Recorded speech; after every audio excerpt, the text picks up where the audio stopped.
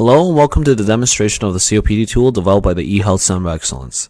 The purpose of this demonstration is to provide an overview of high-level functions in the tool. In addition, for the purpose of this demo, we will not go through every field in order to keep things concise. This tool enables clinicians to better manage their patients with COPD. The COPD tool was based off of the Canadian Thoracic Society best practice guidelines. So here we've already inserted the custom form into the patient's chart. You will start from the subjective section first and go from top to bottom.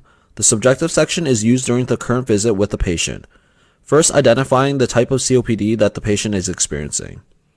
Moving towards the dyspnea scale, selecting one of these options will calculate the COPD classification stage.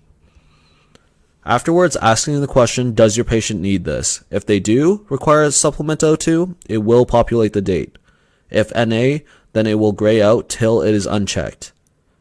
Text areas within the tool are used to enter notes. The database section is meant for viewing the patient's history during the visit. This is a quick way to see if they've had any comorbidities or if they're a current smoker. As well, you are able to see if the patient is up to date with their vaccines. The previous patient goals and progress will reflect the previous visit and display the goals and next steps. This will allow opportunity to talk about the patient's progress. Below, the response to patient goals is used to document quickly if the patient is meeting their goals or any comments steering them away. Moving on to the objective section, the physical exam area allows you to document their current weight, height, and blood pressure.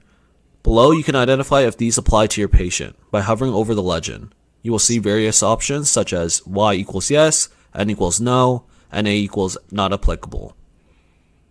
The spirometry section will allow you to enter in the FEV1 and document the last done date. Also to mention, any blue text within the tool is clickable and can display either a web link, custom form, or a PDF handout. The flow sheet shows various vitals and displays the latest value and last done date. Clicking Show Graph will show multiple graphs useful for seeing trends. Then clicking Hide Graph will disappear and you'll be able to move on to the Assessment and Plan section. In the Assessment and Plan section, you can answer the question, what is your current state of your patient in today's visit? Are they stable, improving, or deteriorating? In the Education section, this is meant for checking off if you, for example, reviewed the nutrition with your patient. This also documents the date of last done, so you're able to see in the future when you've had this conversation. To access the medication plan, this is the button where you're able to click on it and it will provide a plan based on the classification stage and exacerbation frequency. Resources within the tool are here to help support and provide the next step. Lastly, the patient goals and next steps can be documented within the area. Afterwards, you can send the reminder message to follow up with the patient. If you have front office staff support, put in their PSS initials and determine the time frame for the next visit, then click Send Message. There's also an action plan available for use in this tool. If you click here, Show Billing enables clinicians to bill for the following codes.